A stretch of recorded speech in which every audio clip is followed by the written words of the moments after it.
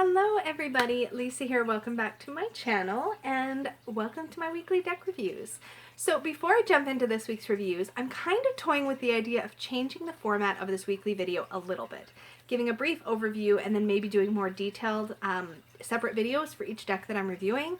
But I'm kind of on the fence about that. So if you have feedback, if you've been watching this series, I'm curious to know if you'd like to see the deck reviews that I do be on an individual deck separately so that it's easy to search and find and like look up just that deck, or if I should keep them sort of together. If you have an opinion, share it below, because I'm kind of thinking I might change this up a little and just do like 2 individual reviews each week instead of all in one video. Yeah. So with that said, I didn't tell you what I've been working with this week, so I'm going to do it the same this week, and we'll roll with it.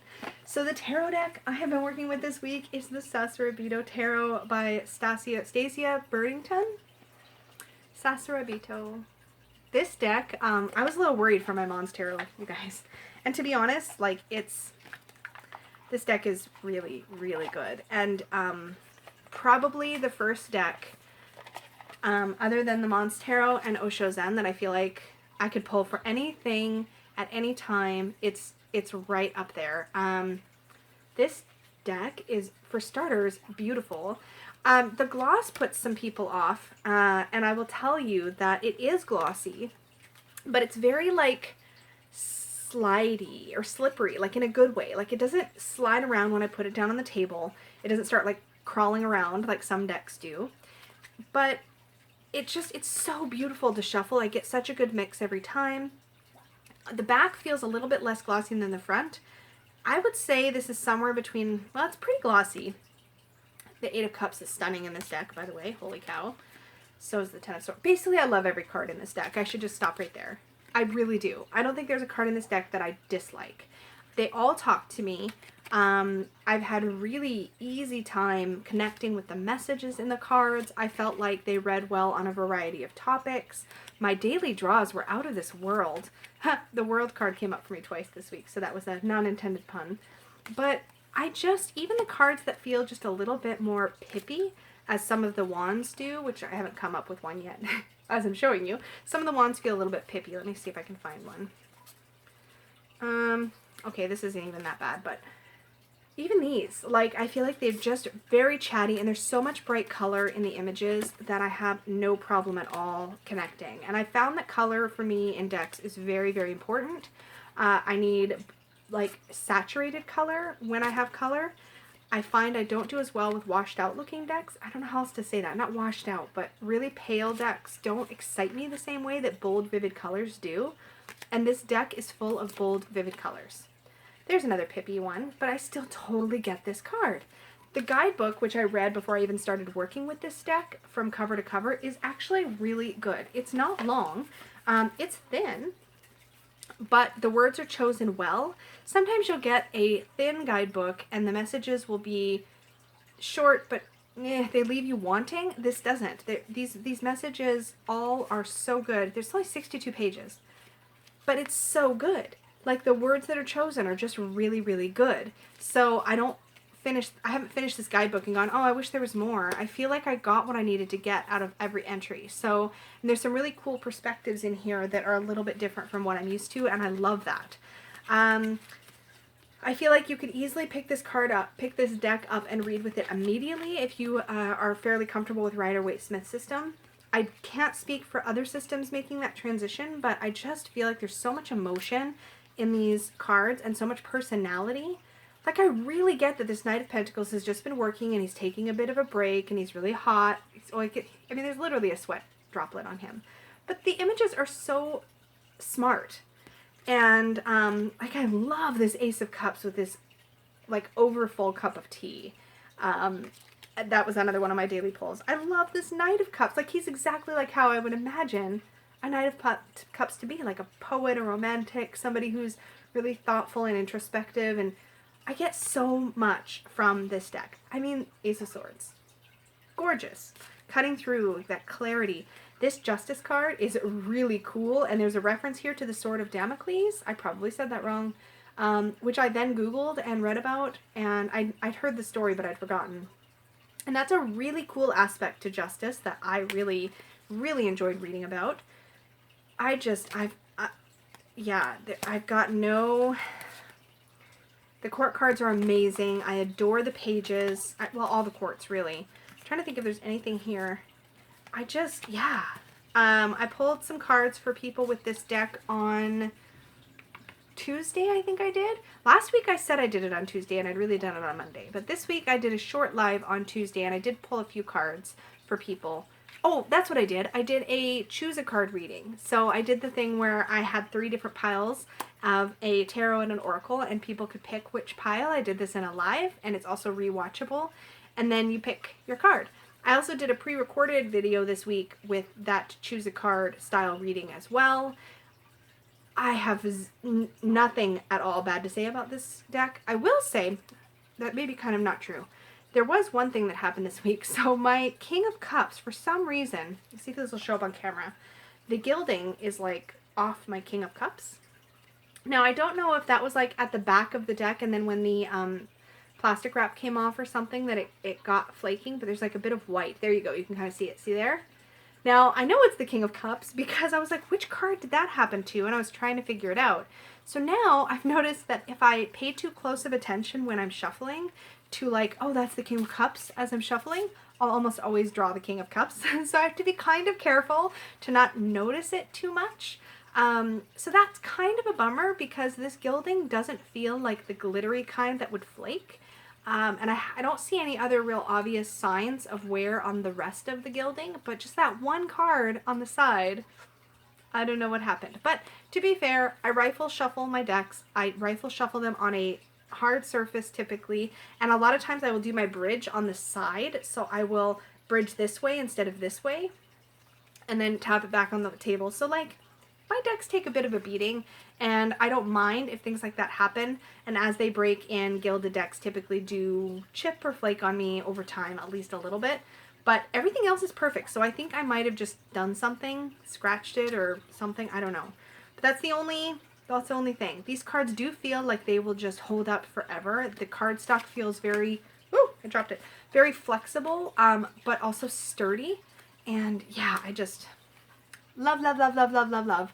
I'm actually a little sad to be putting it away, but I am going to be probably using this as my primary deck for a new reading I'm going to be putting up in my shop, in my Etsy shop, which is Supportive Tarot, by the way, just so y'all know. Always a link down below. Just thought I'd throw it out there. But I'm going to be doing a self-worth profile reading, and this deck will be at the heart of that. So yeah, I'm excited. This just felt like the right deck to work with for that particular reading, so that's probably going to be the one I reach for the most often. Maybe not exclusively, but definitely it'll be the one I reach for the most often for that. So that was the tarot deck I worked with this week. I did pick a Peggy bag for it, so I think she's got another one of these up in her shop, but I picked this really cool sort of maroony color.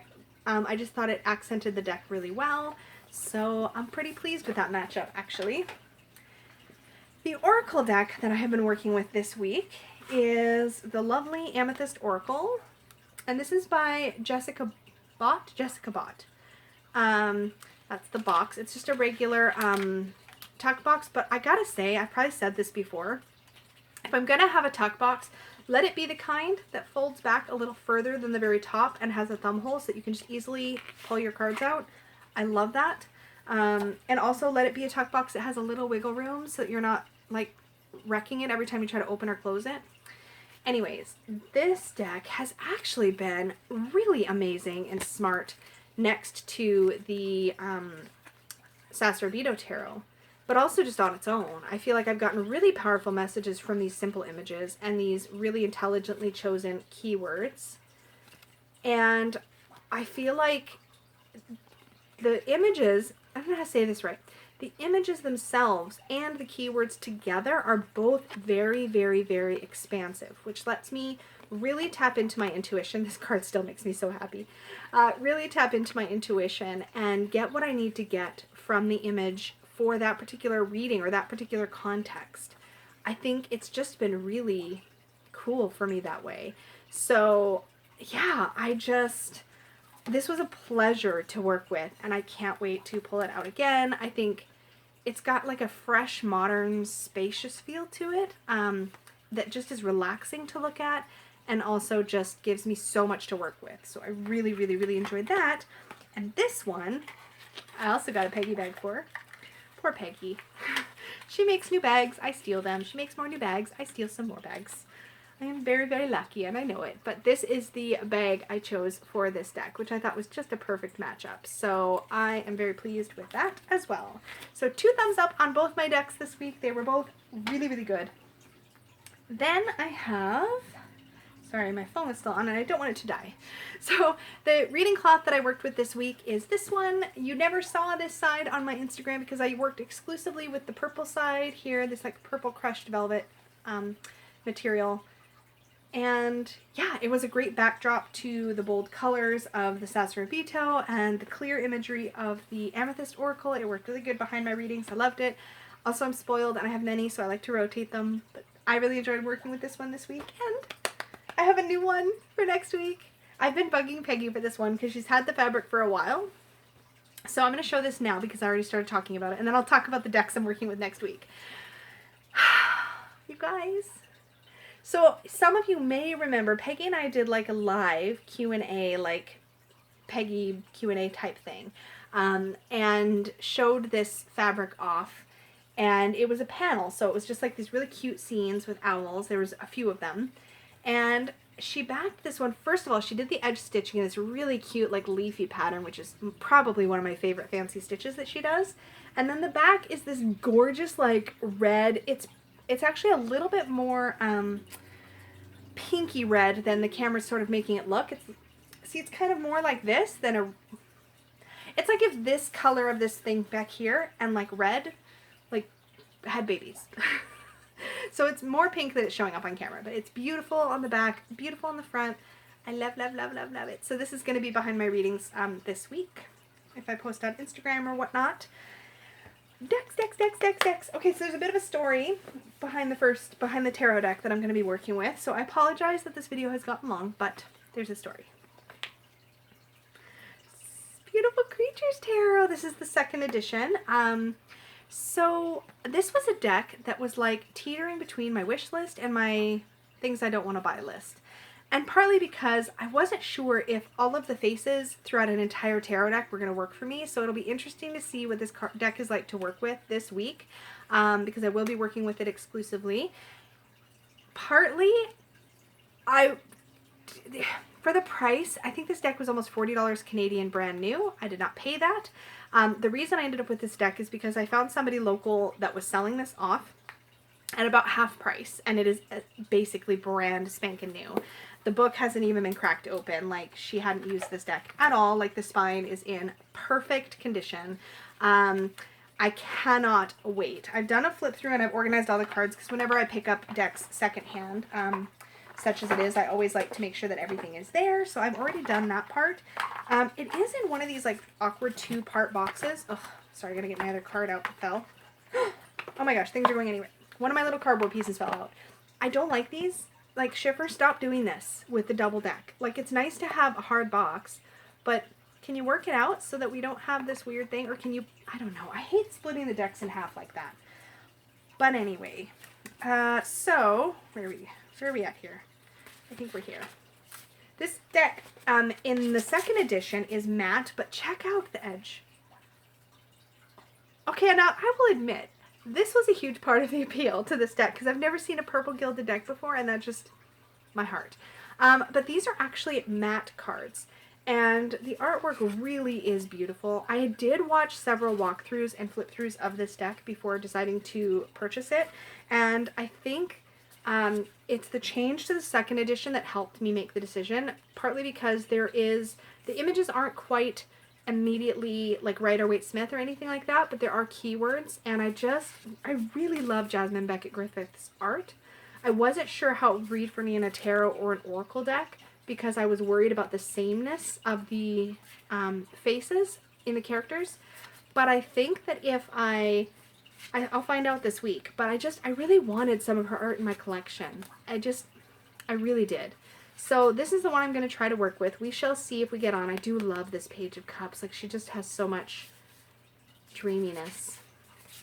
But, yes. So I am excited to be working with this. It's all in order now, so I am going to be shuffling it and yeah, it's got this really cool, like, not sticky matte. It's like a thinner matte feel.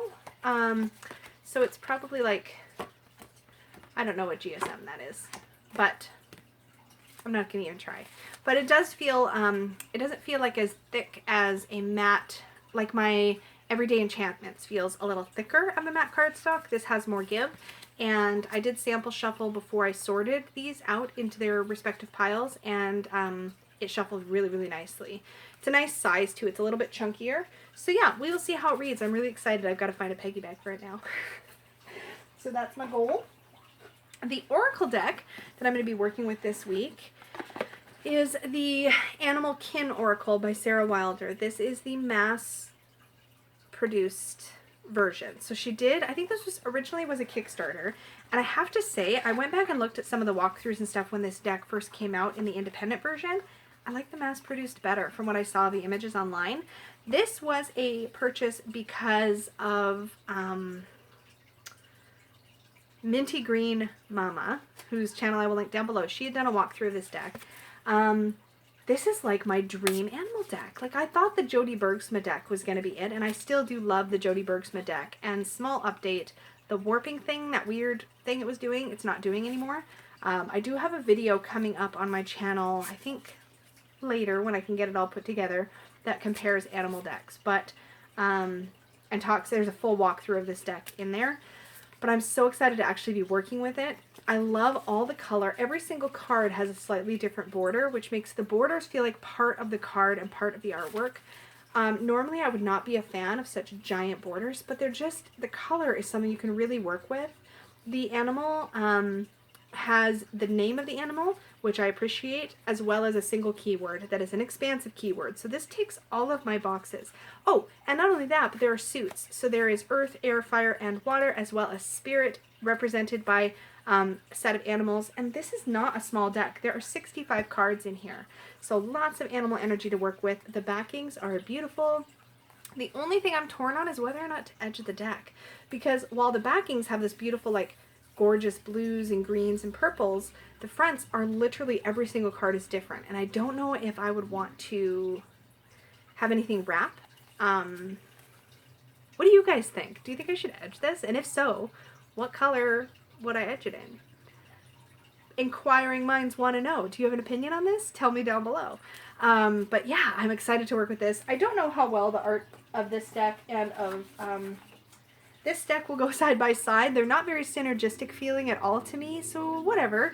I just really wanted to work with both of these since they are both new to my collection and get a full week in. So, I mean, it's an animal deck. It'll play well with anything. At least that's my opinion. We'll see how it does, but I'm excited to finally be working with them both. So that is those. The guidebook also, I have to tell you really quick, look at how chunky the guidebook is. And props to the publisher, which is Hay House, because these cards and their book all fit beautifully together in the box, and it's a deck-sized box. Thank you, because my favorite Oracle deck and tarot deck boxes are the size of the deck, even if like deeper, and have the box inside and everything fits, because then I can put the whole works in my Peggy bag and hang it on the wall, and that makes me really happy. So yes, these are the decks I'll be working with this week. I am looking forward to sharing my thoughts with you next Sunday. And until then, I hope you have a really great rest of your week, and I'll talk to you again later. Bye!